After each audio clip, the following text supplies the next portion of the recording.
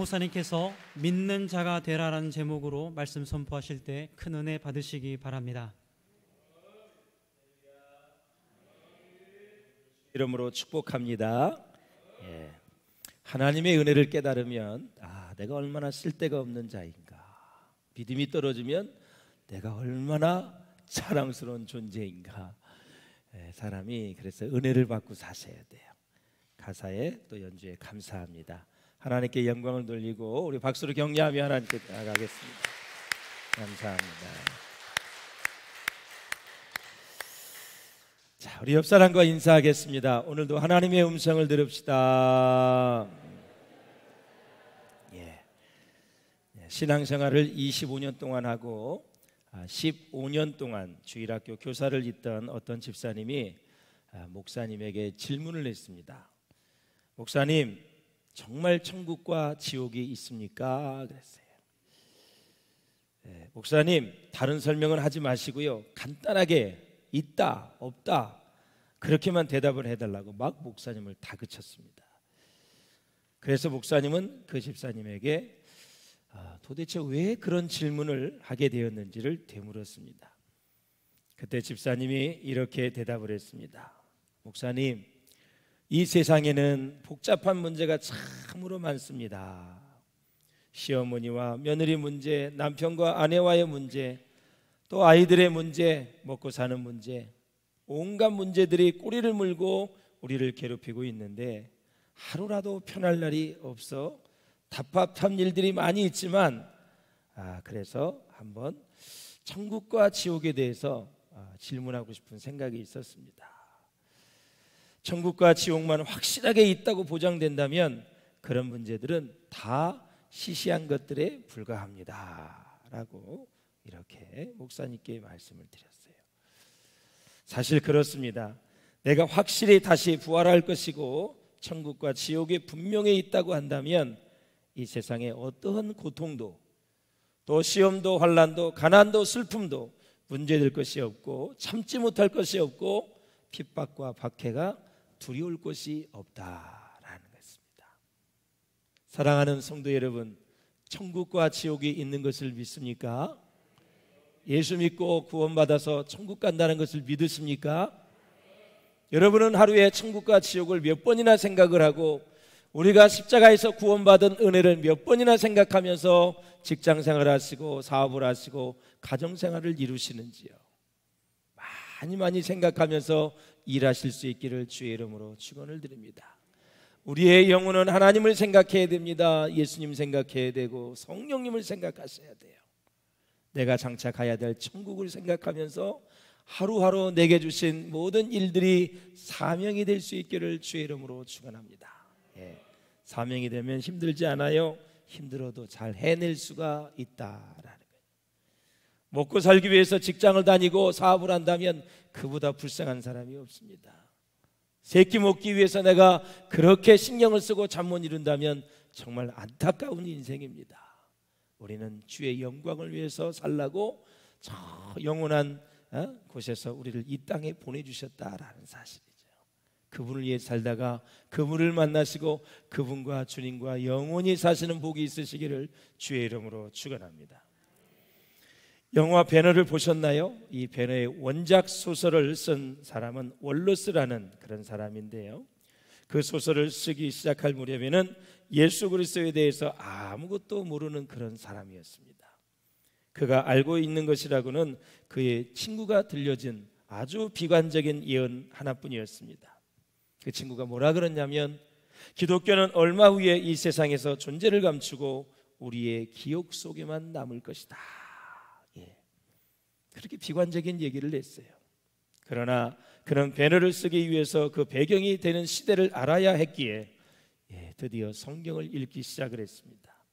그런데 성경을 읽는 중에 그에게 놀라운 일이 일어났습니다. 살아계시고 부활하신 주님을 만나게 된 것입니다. 그는 자기에게 일어나는 변화를 배너라는 주인공 인물에 고스란히 투영을 시켰습니다. 배너는 원래 칼과 창으로 민족을 해방시키겠다고 하는 사람이었습니다. 그러나 그의 손에서 칼을 빼앗아간 사람이 도대체 누구입니까? 바로 우리의 죄를 위해서 죽으시고 부활하시고 3일 만에 살아나신 예수 그리스도이십니다. 이 예수님을 만난 후에 변화가 완전히 딴 사람이 되었습니다. 이 세상에서 부활하신 예수님을 만나고 또 부활하신 주님을 만난 사람치고 변하지 않는 사람은 단 한 사람도 없습니다. 내가 왜 이렇게 변화되지 않지? 내가 왜 이렇게 새롭게 되지 않지? 왜 나에게는 주님을 향한 열정이 일어나지 않지? 왜 이렇게 신앙에 대한 기쁨이 사라지지? 왜 그럴까? 부활하신 주님을 제대로 못 만났기 때문에 그렇습니다. 교회만 왔다 갔다 하기 때문에 그래요. 부활하신 주님을 인격적으로 꼭 만날 수 있기를 주의 이름으로 축원합니다. 부활하신 주님을 만나고 변화되지 않은 사람은 지구촌에 오고 가는 세대에 단 한 사람도 없다라는 것입니다. 그 능력이 얼마나 큰데, 그 능력이 얼마나 위대한데 부활하신 주님을 만나고 변화가 되지 않아요? 그것은 주님을 제대로 못 만난 것입니다. 주님을 귀하게 만날 수 있기를 주님의 이름으로 축원을 드립니다. 자, 요한복음 본문 20장에 보면 부활하신 예수님을 만나고 나서 완전히 변화된 사람의 그룹들을 얘기하고 있어요. 먼저는 막달라 마리아와 이름이 밝혀지지 않는 몇몇 여인들이 등장하고 있고요. 그리고 다른 10명의 제자들이 나옵니다. 그리고 무명의 제자들이 여러 명 그 자리에 있었던 것을 우리는 성경을 통해서 볼 수 있습니다. 그리고 마지막으로는 의심이 많은 도마, 의심 많은 도마라는 제자가 나오게 됩니다. 이들은 한결같이 부활하신 예수님을 극적으로 만난 그런 사람들입니다. 자, 예수님이 부활하신 날 저녁에 제자들은 아직도 두려움을 떨쳐버리지 못하고 하루 종일 어디에 있는지 알아요? 어디에? 마가의 다락방에서 다 문을 뭐하러 잠그고 거기서 숨어 있었습니다. 자, 본문의 배경을 보면은 새벽에 막달라 마리아와 사도 요한 그리고 베드로가 무덤에 가서 보았고, 무덤에 가니까 막달라 마리아가 부활했다고 얘기를 했고, 그래서 이제 두 제자가 다른 제자들에게 얘기를 해서 새벽이 지나 마가의 다락방에 다 모여서 문을 걸어 잠고 함께 있었다라는 거죠. 이때 부활하신 예수님께서 오셔서 중요한 세 마디 말씀을 해주셨는데 바로 세 가지는 이것입니다. 너희에게 평강이 있을지어다. 놀라운 축복의 말씀입니다. 아버지께서 나를 보내신 것 같이 나도 너희를 보내노라. 파송의 축복을 말씀하고 있고, 그리고 이 세상에서 가장 중요한 하나님, 성령 하나님, 성령을 받으라. 주님이 가시기 때문에 주님 대신 사역할 성령을 이 땅에 보내주실 테니까 그 성령을 받으라라는 것입니다. 예수님이 말씀하신 축복은 다 받아야 된다 그랬어요. 평강을 받을 수 있기를 바랍니다. 주님께 파송을 받을 수 있기를 주의 이름으로 축복합니다. 그리고 성령을 받아야 된다라는 거죠. 받을 걸 못 받으면 참 제자가 될 수가 없어요. 주님이 주시고자 원하는 것은 다 받으셔야 돼요. 그게 바로 지혜로운 사람이에요. 받을 거야 되는 건 받지 않고 마귀의 역사만 받으면 안 돼요. 어둠의 세력에 잡혀 있으면 안 돼요. 세상 것만 다 따라다니면서 그 가치관에 함몰돼서는 아니 된다라는 사실이죠. 부지런을 낼 수 있기를 주의 이름으로 축원합니다. 여러분, 코로나 시대에 힘들지 않는 사람 없어요.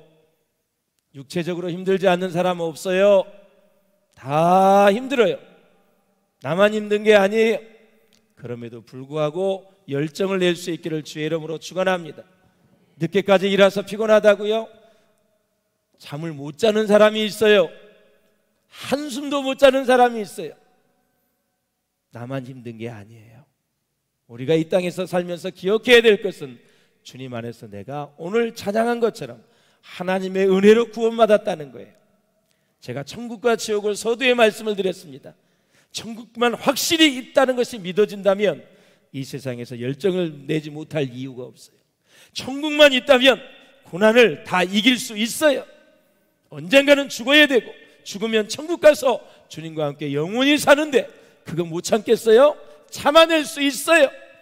믿음이 없어서 그런 것이지, 구원의 확신이 없어서 우리가 방황하는 것이지, 천국의 확신을 가지고 믿음을 가지고 나아가면 우리는 어떠한 것도 이기고 승리할 수 있다라는 것이죠. 자꾸 자기만 연민의 생각을 갖지 마세요. 자기만 힘들다고 생각하지 마세요. 못 이겨요. 오히려 남을 도와야 되겠다, 남에게 다 유익을 줘야 되겠다. 우리 어려운 시대에도 지난주에 우리 모든 성도들이 초인구 장애인 묵지관에 우리가 귀한 것을 전달을 했어요. 장애인들이 집에 있는데 나오지도 못해요. 그래서 선물 박스를 해서 다 추석 한가위에 맛있게 즐겁게 드시고 시간을 보내시라고 우리가 다 보내드렸어요. 힘들다고 생각하면 못하는 거예요. 순별로 공동체별로 얼마나 열심히 여러분들이 잘 해주셔서 너무나 귀한 일을 해주셨어요. 그 처인구 장애인 목장원의 관장도 우리 교회 집사님이고 우리 이동원 장로님도 거기에 근무하고 계세요. 가서 우리 교육자들과 우리 같이 갔더니 엄청 반갑게 맞이해 주시더라고요. 사람이 오고 가는데 정이 있는 거고, 그걸 또 드렸더니 마스크를 엄청 많이 또 주셨어요. 여러분, 필요한 분들 가져가시기를 바랍니다. 예? 얼마나 훈훈한 정이 오고 가는지 몰라요. 예. 사랑하는 여러분, 못한다고 하면 못하는 거고, 한다 그러면 하나님의 은혜로 하는 거예요. 무슨 일이든지 그래요, 여러분. 사랑하는 여러분, 그래서 우리 예수님은 의심 많은 도마에게 말씀하셨습니다. 도마야, 믿음 없는 자가 되지 말고 믿는 자가 되거라. 너는 나를 본 거로 믿느냐? 보지 못하고 믿는 자들은 복되도다. 할렐루야. 예수님이 부활하신 것을 처음으로 본 사람은 막달라 마리아라고 말씀을 드렸습니다. 그녀는 예수님의 부활을 믿어서 무덤에 간 것이 아니라 예수님을 사랑했기 때문에 이른 새벽에 제일 먼저 예수님의 부활을 목격을 한 것입니다. 사랑하는 여러분, 사랑이 크면 클수록 슬픔이 그만큼 더하게 된다는 것은 우리가 상식적으로도 잘 이해할 수가 있습니다. 사랑은 상상을 초월하는 기적을 낳습니다. 부활하신 주님을 만나 그 음성을 듣자마자 마리아의 슬픔은 다 사라졌습니다. 여러분, 어떻게 했어요? 마리아가 예수님의 시신을 찾았어요. 통곡을 하며 울면서 예수님의 시신을 찾았어요. 그래서 주변의 동산지기에게 물었어요. 예수님의 시신이 있거들랑 나한테 얘기해달라고. 도대체 어디에다 치웠느냐고 막 울면서 얘기를 물어봤어요. 그때 뒤에서 누가 보고 있었어요? 예수님이 그걸 다 보고 계셨어요. 마리아가 나를 찾는구나. 7 귀신 들려서 고쳐주었더니 그 은혜를 잊어버리지 않았구나. 장녀의 신분에서 가장 고귀한 신분으로 만들어주었더니 그 은혜를 잊지 않았구나. 그래서 우리는 늘 초심으로 돌아가야 돼요. 처음에 받았던 은혜를 생각해야 돼요. 제일 무서운 게 시간이 지나도 은혜 못 받으면 정말 무서운 존재가 될 수밖에 없어요. 그래서 마리아를 보고 예수님이 마리아야 다정하게 불러주셨어요. 평소에 듣던 그 음성, 그 따뜻한 주님의 음성 딱 봤더니 예수님이세요. 얼마나 반가웠겠어요. 그 순간 마리아에게 있었던 슬픔이 다 사라졌습니다. 여러분, 주님 만나면 우리의 인생의 슬픔이 다 사라지는 거예요. 아무리 육신의 이별을 한 우리 형제 자매라도 다 천국에 가 있으니 나중에 만날 걸 생각하면서 우리는 기쁘게 보내드리고 기쁘게 생활하다가 다시 또 기쁘게 만나는 것이 기독교 신자의 구원받은 사람들의 삶의 원리입니다. 여러분, 기쁨을 잃어버리지 않아요. 그래서 제자들이 받았던 그 기쁨이 무엇으로? 사명으로 이어지려면 성령을 받아야 된다라는 거죠. 기뻐하는 것에 멈추지 말고 그 기쁨이 사명이 되려면, 미션이 되려면 바로 홀리 스피릿, 바로 성령을 받아야 된다. 그래서 평강이 있을지어다, 아버지께서 나를 보내신 것처럼 나도 너희를 보내노라. 사랑하는 제자들아, 성령을 받으라 그랬어요. 그렇게 되면 우리는 땅끝까지 이르러 주님의 복음의 증인이 될 수 있다라는 거예요. 사랑하는 여러분, 그렇습니다. 주 부활하신 주님을 만나 마리아의 슬픔은 다 사라졌어요. 시편 30편 11절에도 보면 그의 슬픔이 변하여 춤이 되었다 그랬어요. 이사야 61장 3절에도 보면 시온에서 슬퍼하는 자에게는 화관을 주시는 축복을 누리게 하셨어요. 뿐만 아니라 희락의 기쁨으로 슬픔을 대신하게 하는 큰 은혜를 누가 체험한 거예요? 마리아가 지금 체험을 했다. 향유옥합을 깨어서 예수님의 머리에 발에 부은 것들, 무덤에 찾아와서 예수님의 시신을 닦아드리려고 했던 그 마음들, 사랑하는 마음으로 왔는데 그동안 헌신했는데 그것이 절대 헛되지 않았다라는 것을 오늘 마리아를 통해서 확인할 수 있는 거예요. 부활하신 주님의 음성을 들었으니 얼마나 큰 축복입니까, 여러분? 예수님이 여러분이 직접 찾아오셔서 오늘 꿈이라도 환상 중에 사랑하는 아들 최신영아 이렇게 불러주면 얼마나 좋을까요? 힘이 나죠. 세상 그 무엇을 다 가져도 누릴 수 없는 기쁨을 우리는 누릴 수 있는 거예요.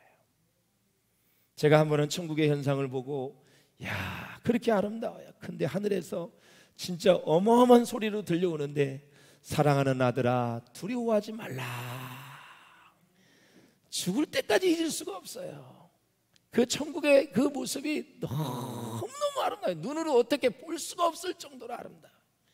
그런데 엄청나게 장엄하게 우렁차게 사랑하는 아들아 두려워 말라 그 음성을 듣는데 진짜 날아갈 것 같아서 제가 1시간 더 막 뛰어다녀서 너무너무 기뻐가지고 하나님이 나를 기억하시는구나, 하나님이 나를 사랑하시는구나, 하나님이 나를 구원하셨구나, 내가 가야 할 천국이 저기구나 생각하면서 기뻤지만 1시간 동안 막 뛰어다녔어요.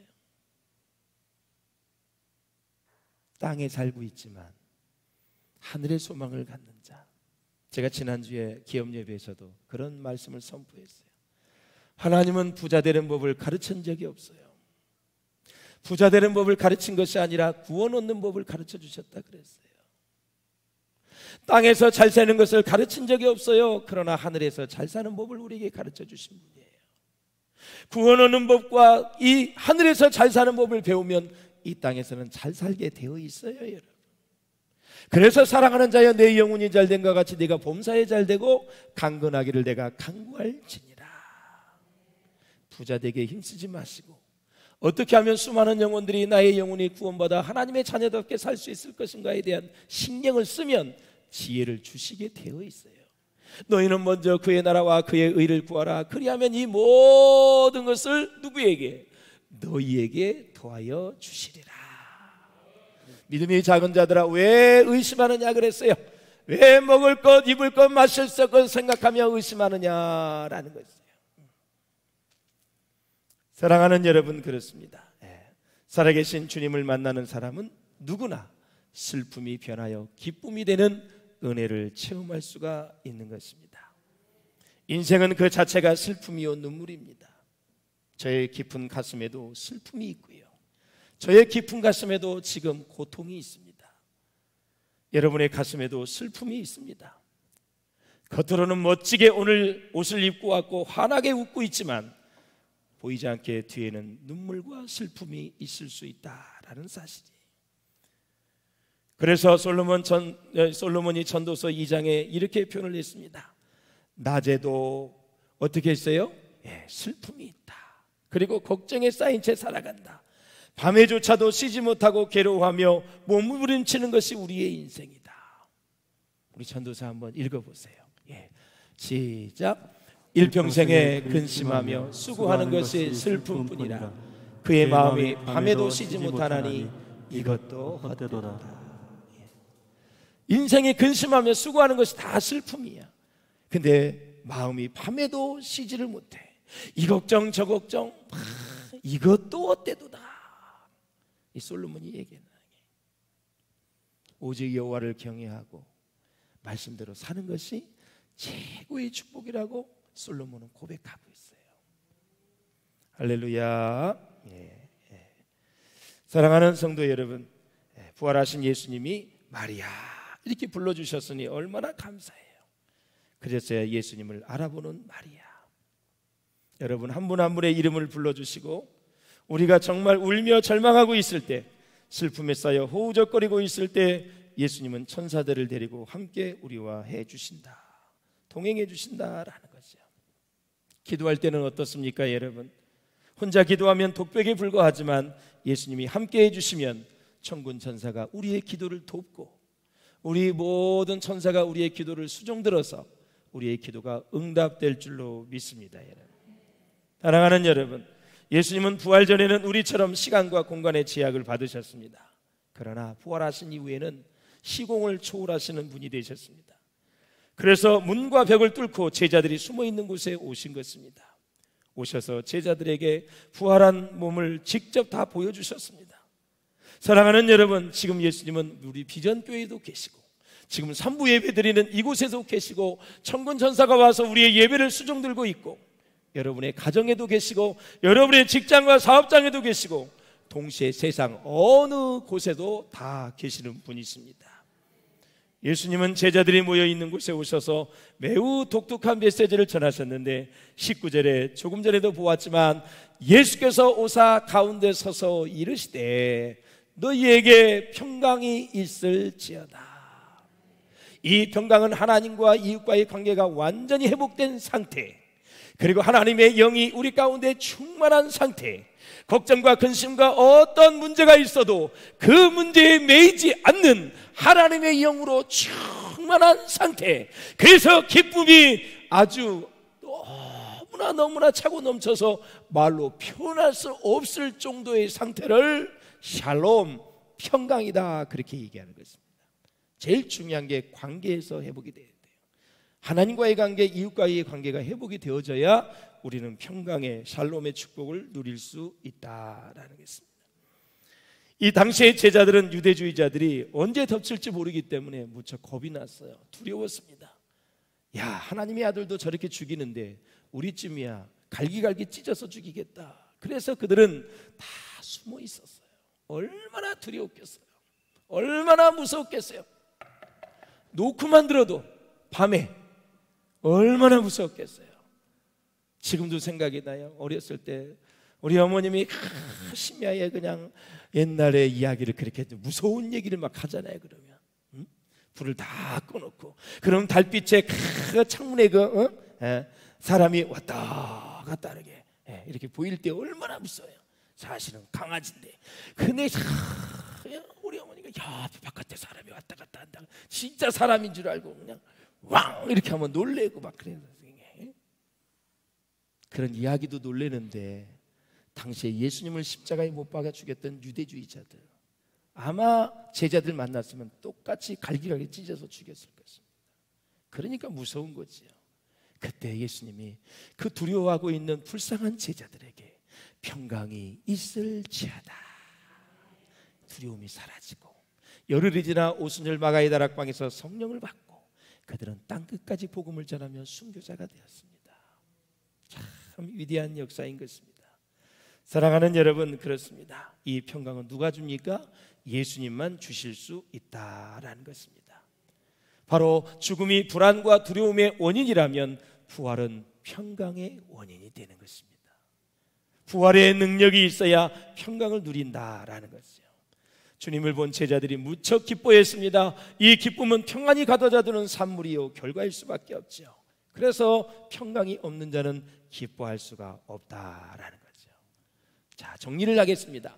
부활의 능력이 있어야 평강을 누리고 평강이 내게 찾아와야 기쁨을 누리게 되고 그 기쁨 가운데 우리는 미션, 사명을 감당할 수 있다라는 것입니다. 그래서 부활의 능력이 내게 먼저 임하셔야 된다라는 거죠. 그러면 이 모든 평강과 이 기쁨을 우리가 다 누려야 되는데 어떻게 누릴 수 있느냐? 예수님을 믿는 믿음이 있어야 그것을 누릴 수 있다라는 거죠. 데카르트라고 하는 철학자를 잘 아실 것입니다. 이 철학자가 아침마다 산책을 했습니다.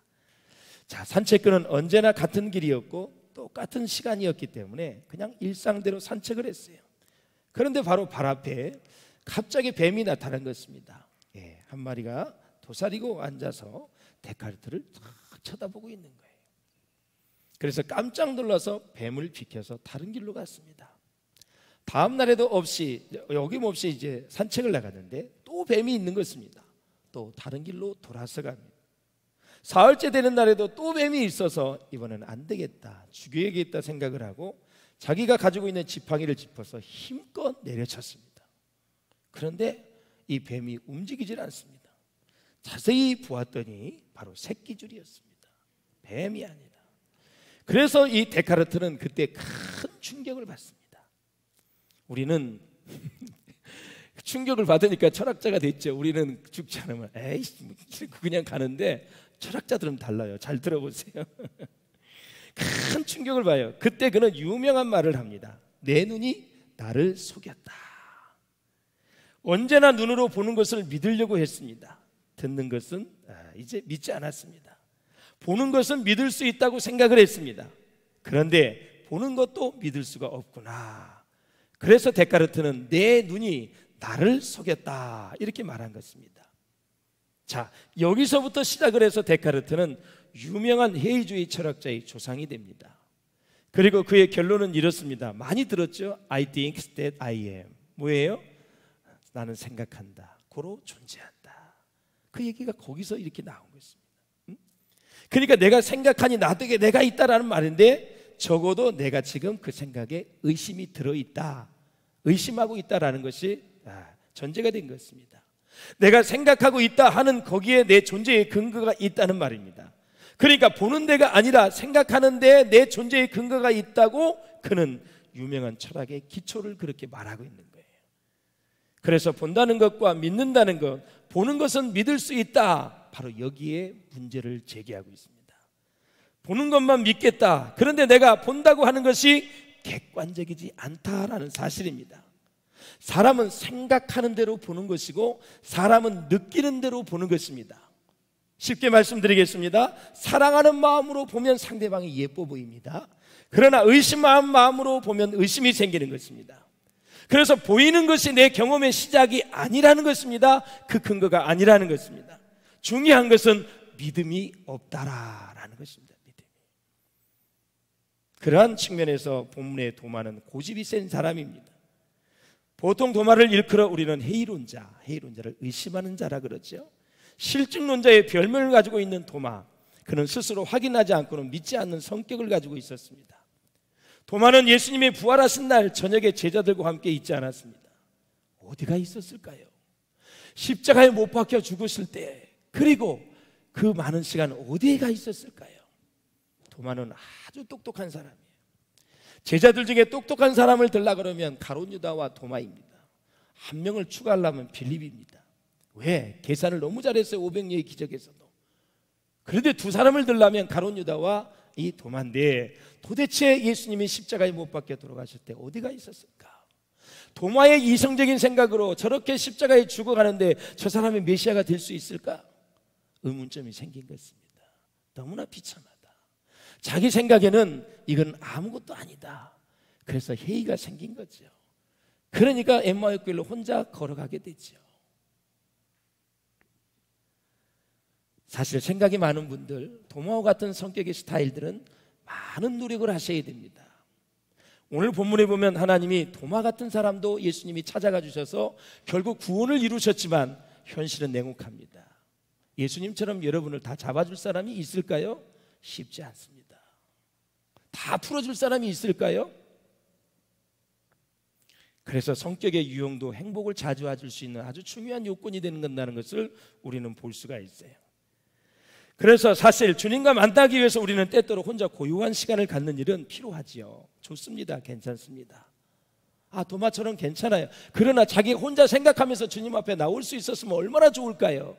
못 나왔어요. 자, 증거가 있습니다. 자, 사람이 혹시나 나에게 신앙에 문제가 생기잖아요. 그리고 믿음 생활에 대한 확신의 문제가 생겼을 때에 교회로부터 나를 소외시키게 되면 내가 받는 유익보다는 손해가 훨씬 크다라는 사실이에요. 자, 24절을 보세요. 시작. 12제자 중에 하나인 디두모라 하는 도마는 예수 오셨을 때에 함께 있지 아니한지라. 시험에 빠지는 지름길이 있습니다. 바로 교회 공동체에 속해 있지 않으면 시험에 잘 들 수 있습니다. 마귀는 여러 가지 방법으로 성도를 시험하는데 공동체를 떠나게 해서 성도들로 하여금 시험에 빠지게 합니다. 그래서 성경은 양떼를 떠난 양을 무엇이라고 부르죠? 길 잃은 양이다.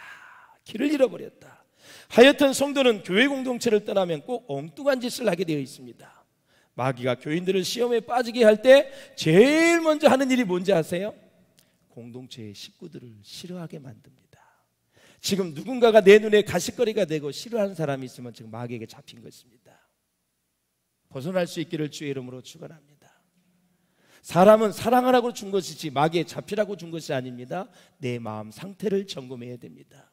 마귀가 제일 많이 사용하고 교회를 무너뜨리는 데 있어서 제일 많이 사용하는 방법은 싫어하게 만드는 것입니다. 짜증나게 만들고 시기하게 만들고 질투하게 만드는 것입니다. 어느 순간에 그런 마음이 생겼습니까? 도대체 무엇 때문에 그런 마음이, 싫어하는 마음이 생겼습니까? 그것을 회개하시기를 바랍니다. 회개해야 우리는 거기서 돌아설 수 있고, 회개해야 그 영혼이 사랑하는 마음으로 바뀔 수 있다라는 사실입니다. 자, 사랑하는 여러분, 싫어하는 이유는 다양합니다. 사람들이 그래요. 나는 그 사람 스타일이 그냥 싫어요. 지는 얼마나 잘났기래. 그냥 스타일이 싫대. 옷 입는 거나 뭐나. 그러면 자기는 많은 사람들한테 100% 다 인정을 받습니까? 그런 교만한 사람이 세상에 어디 있습니까? 하나님은 다 다르게 만든 게 하나님의 원칙인데 어떻게 자기와 똑같이 만듭니까, 여러분? 그냥 스타일이 싫대. 회개할 수 있기를 바랍니다. 그리고 비교해 보니까 싫어요. 부자라서 싫어, 가난해서 싫어, 잘생겨서 싫어, 못생겨서 싫어, 예쁘니까 싫어. 이유도 참 많아. 한 영혼을 천하보다도 귀하게 여기시는 아버지의 마음이 거기에 있을까요? 없는 것이죠, 여러분. 없기 때문에 그렇죠. 아무튼 싫어하는 이유가 저마다 자신에게 있습니다. 아까도 말씀을 드렸지만 예수님의 제자 중에 제일 머리가 좋은 사람을 꼽으라면 도마와 빌립, 아마 가룟 유다일 것입니다. 똑똑했습니다. 머리가 매우 좋은 사람이었습니다. 그런데 왜 예수님을 의심하는 시험을 당했을까요? 공동체에서 떠나 있었기 때문에 그렇습니다. 자, 27절을 보겠습니다. 시작. 도마에게 이르시되 내 손가락을 이리 내밀어 내 손을 보고 내 손을 내밀어 내 옆구리에 넣어보라. 그리하여 믿음 없는 자가 되지 말고 믿는 자가 되라. 24절에도 예수께서 오셨을 때 함께 있지 아니한지라. 참 요한복음을 보면 사도 요한이 참 이 도마를 3번씩이나 온 거, 3번씩이나. 예. 관심이 무척 많았던 것 같습니다. 오고 가는 세대의 도마와 같이 의심 많은 사람들에게 도전을 주기 위해서 그런 것 같습니다. 도마는요, 나사로가 죽었을 때도 이상한 소리를 했고요, 최후의 만찬에서도요 이상한 질문을 했고요, 부활하신 예수님이 제자들 가운데 오셨을 때도 그 자리에 없었습니다. 나중에 이상한 소리를 합니다. 어찌 보면 참 도마의 모든 말한 것, 발언을 보면 미숙하지요. 불신앙적인 모습이 많이 있습니다. 3년 동안 주님의 제자로 살았지만 계속 의심합니다. 결정적인 순간에 십자가에 못 박혀 돌아가실 때 예수님을 피했습니다. 사실 본인이 빠진 것을 생각하지 않고 엉뚱한 주장을 되풀이하는 사람은 바로 도마와 같은 사람입니다. 부활하신 주님을 동료들이 직접 보았다고 증거해도 도마는 믿지 않습니다. 도마는 이성, 시각, 청각으로도 안 되고 자신이 직접 손으로 만져보고 확인해야 믿겠다는 사람입니다. 교회도 보면 열심히 봉사하고 직책을 맡아 잘 수행하면서도 결정적인 사안에 대해서는 한발 물러서는 사람이 종종 있습니다. 그러면서 자기 머릿속으로 생각하기를 자기는 가장 완벽하다, 자기는 가장 많은 사람들에게 본이 되는 사람이다, 나는 실수가 없다, 이렇게 자부합니다. 그리고 나서 예수님을 잘 믿고 영적 지도자에게 순종하고 충성하는 사람을 보면 혼자 또 생각을 합니다. 저 사람들은 왜 저렇게 생각 없이 저렇게 행동하지? 왜 생각 없이 믿는 거지? 왜 쉽게 결정하는 걸까? 저들은 너무 감정적이야, 저들은 정말 앞뒤가 없어 라고 생각하면서 또 판단을 하게 되는 것입니다. 이런 사람들이 누구냐? 바로 도마와 같은 사람이다. 도마는 8일 동안 제자들과 논쟁을 벌였지만 예수를 믿지 않았습니다. 부활을 믿지 않았어요. 그러자 예수님은 더 이상 지체하지 않고 제자들도 안 돼, 마리아도 안 돼, 다 안 되니까 예수님이 직접 찾아가서 만나주셨습니다. 도마야, 손자국을 좀 만져봐라, 옆구리를 좀 만져봐라. 그래서 예수님이 확인시켜 주었습니다. 그때 도마는 고백합니다. 28절, 도마가 대답하여 이르되 나의 주님이시요 나의 하나님이시니이다. 많은 공을 들였습니다. 그래서 사람이 부족하고 연약하면 많은 공을 들여야 됩니다. 29절에도 보면은 예수께서 이르시되 너는 나를 본 거로 믿느냐? 보지 않고 믿는 자들은 복되도다 하시니라. 자, 예수님은 다른 제자들을 위해 다시 오셔서 말씀할 필요가 없었는데 한 사람 도마 때문에 다시 번거롭게 와서 2번 말씀을 하신 것입니다. 이것이 바로 주님의 사랑과 애정과 긍휼이 제자 도마에게 보여진 것입니다. 사랑하는 여러분, 예수님은 믿음 좋은 사람에게만 좋은 감정을 가지시는 게 아니라 자신을 의심하고 믿음을 갖지 못한 사람에게도 마음을 갖고 계시고 찾아가시고 그들을 만나 주셨습니다. 이 머저리 같은 놈아, 너는 제자들이 그렇게 말해도 못 믿어? 직접 봤는데도 못 믿어? 그렇게 야단치지 아니하시고 도마를 따뜻하게 품어주셨습니다. 불쌍히 여기신 것입니다. 그러므로 사랑하는 여러분, 우리 모두가 하나님의 일을 감당하기 위해서는 예배의 자리를 떠나지 말아야 됩니다. 능력을 받고 문제가 해결되는 기도의 자리를 지키셔야 합니다. 결국 요한복음 본문에서는 뭘 강조하고 있어요? 믿음이 중요하다라는 것입니다. 고린도후서를 한번 읽어보겠습니다. 시작.